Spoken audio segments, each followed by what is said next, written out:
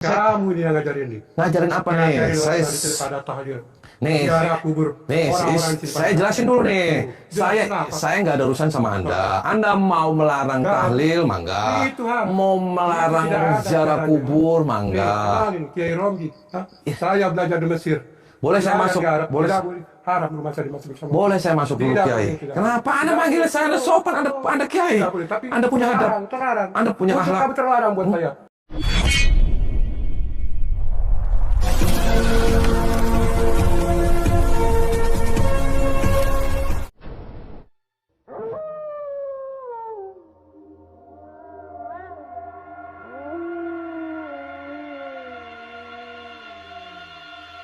Assalamualaikum warahmatullahi wabarakatuh. Sahabat pemirsa yang dirahmati Allah Subhanahu wa Ta'ala. Orang yang didatangi Kang Ujang ini adalah Kiai Romzi, seorang kiai kampung terpencil yang pernah belajar ilmu agama di Baghdad sampai di Mesir. Dia mengharamkan amalan di masyarakat tentang tahlilan, maulud Nabi, juga ziarah kubur. Sehingga ketika Kang Ujang mengajak warganya melakukan hal tersebut, dia sangat marah dan langsung melabrak Kang Ujang Bustomi. Dan mengetahui hal tersebut, Kang Ujang mencoba bertabayun untuk meluruskan. Lalu apakah yang kemudian terjadi dalam aksi Kang Ujang kali ini? Silahkan disaksikan kisahnya selengkapnya. Dan semoga Allah Subhanahu wa Ta'ala senantiasa memudahkan Kang Ujang Bustomi dalam menjalankan setiap misi dakwahnya.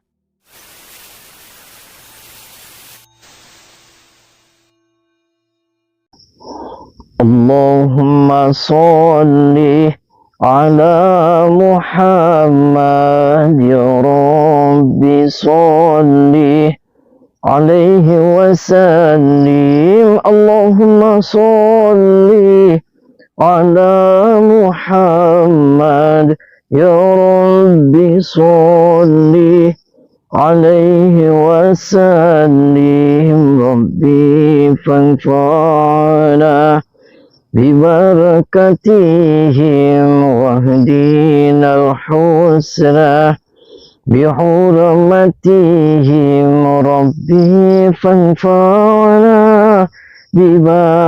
ببركتهم واهدنا الحسنى بحرمتهم.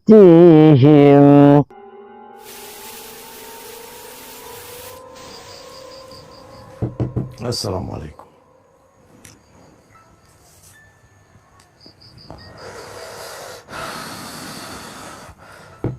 Assalamualaikum. Siapa? Assalamualaikum. Ada apa? Anda Kiai Romzi. Ya, benar. Saya Ujang Bustomi Kiai. Oh, ini. Kiai Tommy ya? Ini. Saya Ujang Bustomi, saya dari Cirebon, saya yang punya padepokan anti galau. Oh, Anda Kiai Romzi. Ya. Tadi Anda telepon-telepon ke kameramen marah-marah terkait dengan nama saya Ujang Bustomi. Ya, saya tahu tunggu. Kenapa Udah. marah-marah? Kan saya Kamu ini yang ngajarin nih. ngajarin apa nih? Ngajarin Saya orang daripada tahlil. nih, Ziarah kubur. nih, Orang-orang sini saya pada- jelasin dulu nih. Jelasin apa? Saya nggak ada urusan sama Anda. Anda mau melarang Nggak. tahlil, mangga. Itu, ha. Mau melarang Tidak ada ziarah caranya. kubur, Nih, mangga. kenalin, Kiai Romli. Sahabat Kang Ujang Bustomi yang berbahagia. Video ini mengisahkan tentang Kiai Romzi, seorang kiai kampung terpencil yang pernah menimba ilmu agama di negara Baghdad dan di Mesir. Dan ketika dia belajar ilmu agama di tempat tersebutlah, cara sudut pandangnya telah berbalik 180 derajat. Seperti yang telah diamalkan oleh banyak masyarakat pada umumnya. Di momen hajatan ataupun waktu tertentu, warga biasa melakukan ziarah kubur, mauludan, sampai tahlilan. Yang inti tujuan dari semuanya itu adalah untuk bersyukur, memohon ampun, memohon keselamatan, juga tujuan-tujuan kebaikan yang lainnya. Yang dilakukannya pun membaca bacaan yang diajarkan, juga tidak ada larangan yang menyebutkan. Dan semata itu semua adalah karena ingin melakukan kebaikan, demi bisa menegakkan ajaran Tuhan. Namun ternyata tidak menurut Kiai Romzi. Acara tahlilan, mauludan, bahkan ziarah kubur, itu adalah perbuatan bid'ah yang menyesatkan. Itu dikarenakan, pada zamannya, Rasulullah menurutnya tidak pernah melakukan hal tersebut. Sehingga ketika tahu ada warganya yang melakukannya, dia menjadi merasa sangat tidak menyukainya. Sebab itulah dia kemudian menelepon Kang Ujang Bustomi dengan marah-marah. Dia mengatakan, warga kampungnya yang melakukan kegiatan tahlil dan kebaikan lainnya itu adalah karena didakwahi oleh Kang Ujang Bustomi. Dia tidak terima dan meminta Kang Ujang agar tidak berdakwah hal yang menurutnya sesat itu di kampungnya. Dan dilabrak Kiai Romzi melalui telepon itu. Kang Ujang merasa tidak terima. Apalagi, Kiai Romzi berusaha menyalahkan hal-hal baik yang selama ini biasa dilakukan oleh warga. Sebab itulah Kang Ujang sengaja datang ke rumah Kiai Romzi. Kang Ujang ingin bertabayun dan mencoba meluruskan faham yang mungkin kurang keilmuannya. Dan ketika Kang Ujang bertemu dengan Kiai Romzi, tampak sang Kiai langsung menunjukkan kemarahannya. Dia langsung berceramah tak karuan di hadapan Kang Ujang dan meminta tidak memprovokasi warganya dengan ajaran yang salah. Boleh saya masuk? Boleh. Haram lu masa dimasukin sama. Boleh saya masuk dulu, Tidak, Kiai? tidak. Kenapa Anda manggil saya? Anda sopan, Anda Kiai. Tidak boleh, tapi Anda punya adab. terlarang. Anda punya Untuk akhlak. kamu terlarang buat saya. Tidak boleh, Terus haram. Terus ngapain, Kamu Kiai? yang ada di sini. Antum nggak waras. Antum nggak waras, antum. Anda yang tidak waras. Anda yang Kenapa? Saya di sini, keluarga sini saya juga nggak kenal, Kiai. Nggak kenal, pura-pura Siapa yang tahu. saya ngajak-ngajak keluarga di sini Jangan tahlil banyak siapa? ngomong. Jangan banyak Siapa ngomong. yang ngajak-ngajak ziarah kubur Ngaku siapa? aja lah. Ngaku. Siapa yang ngajak-ngajak maulid Nabi di sini siapa? Saya nggak kenal. Kiai Romdi. Saya Jangan tahu. makan. Saya sudah tahu, Anda saya sudah tahu. Anak Nih. baru kemarin, anak ingusan mengajarin saya. Boleh, Ngaku aja dah. Ngaku gimana? Boleh. Ngaku aja. Ngomong, saya belum ngomong. Ngaku. Saya belum selesai ngomong. Buka pintu. Boleh saya ngomong sebentar? Jangan disegat dulu. Ngomong banyak lagi. Boleh Anda diam dulu sebentar? Apa? Boleh dulu diam sebentar? Kang Ujang Bustomi mencoba untuk berbicara dengan baik-baik.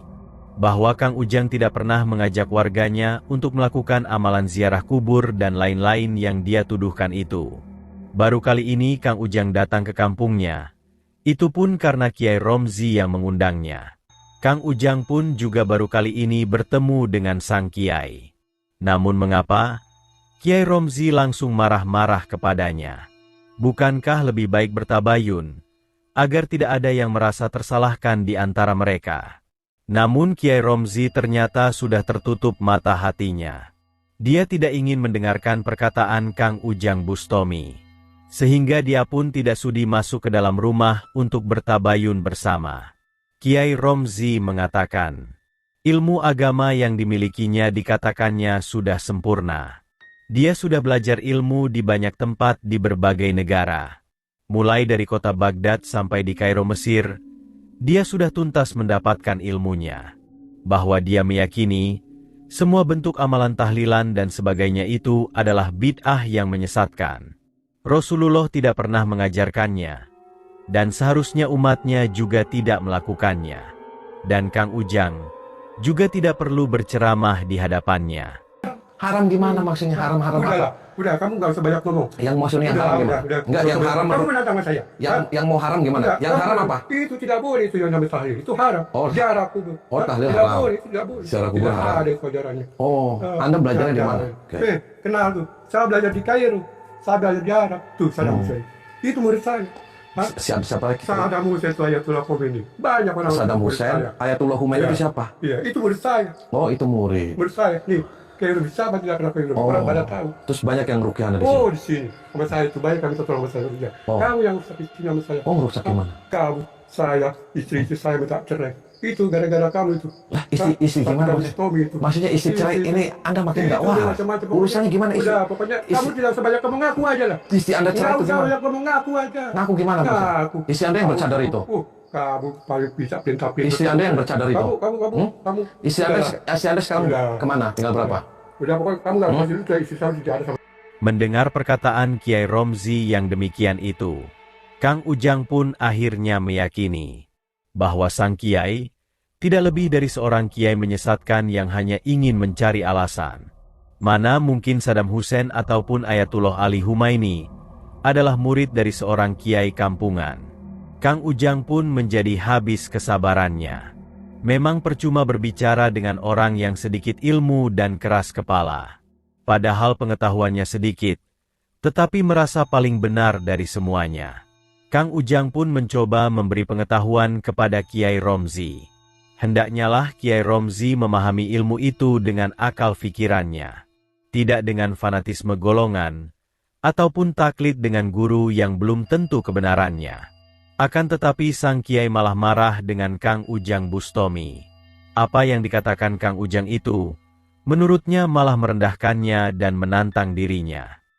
Nggak usah banyak Perlu ngomong. saya klarifikasi nih. Udah. Saya tidak pernah Udah. ke sini. Udah, pokoknya Orang saya- itu melarang datang ke Anda. Saya tidak pernah mau dengar omongan kamu. Anda mau dari Baghdad, mau Saddam Hussein, mau Ayatullah Khomeini, terserah. Udah, saya tidak mau dengerin kamu. Udah, nggak usah banyak ngomong. Kamu anak baru kemarin, nggak usah ngajarin saya.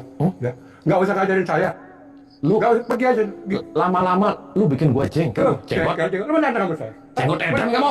Nantang sama saya. Ah, berani kamu. Kamu edan kamu. Berani sama saya. Ah, Bisa matiin kamu. Bisa matiin kamu. Mati gimana? Anak baru kemarin mau nantang saya. Kamu mengajak berantem. Mau ngobrol baik-baik atau tidak? Tidak mau. Mau- Udah pergi. mau ngobrol Kamu baik- udah ngurus orang. Mau ngobrol baik-baik atau tidak nih? Udah. Mau cara kekerasan saya? Udah terserah kamu. Hah? Terserah. Kamu nantang. Hah? Kamu nantang saya. Berani kamu? Berani. Hah? Kamu Serius? bisa matiin kamu. Oh. Hah? Tuh, edan kamu. Hah? Kamu nantang saya. Hah? Bener? Wah, soak kamu.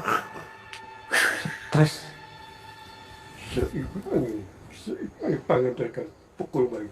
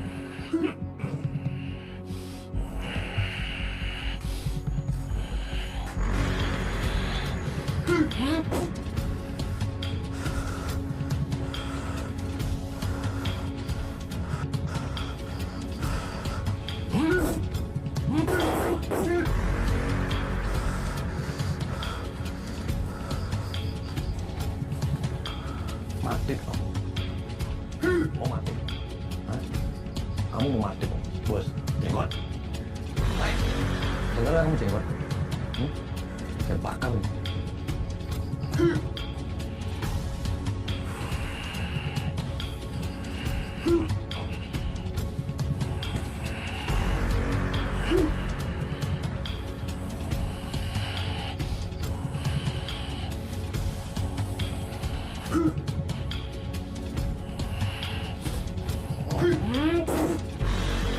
Kiai Romzi terus berusaha melawan Kang Ujang Bustomi. Dengan kekuatannya, dia mencoba terus menyerang dan menghancurkan. Akan tetapi, serangan-serangan itu tidak mampu memberi dampak yang berarti. Bahkan ilmu hikmah Kang Ujanglah yang kemudian menunjukkan kekuatannya. Ketika Kang Ujang mengeluarkan ilmu hikmah pamungkasnya, sang kiai sesat itu pun akhirnya mendapatkan ganjarannya. Ilmu hebat itu telah menghancurkannya, sehingga tubuhnya terkapar tak berdaya. Tubuh itu tergeletak tak bergerak, dan sepertinya sekarat meregang nyawa. Maka tamatlah riwayat Kiai Romzi, kiai sesat yang sok merasa paling benar itu. Terima kasih telah menyaksikan kisah dakwah inspiratif yang penuh edukasi dan kemuliaan ini. Ambil sisi positifnya dan buanglah sisi negatifnya. Tentunya kami juga berharap kisah dakwah yang kami sajikan ini bisa memberikan manfaat, juga bisa menghibur para sahabat semuanya. Dan semoga Allah Subhanahu wa Ta'ala senantiasa memberikan banyak rahmatnya kepada kita semuanya. Wassalamualaikum warahmatullahi wabarakatuh.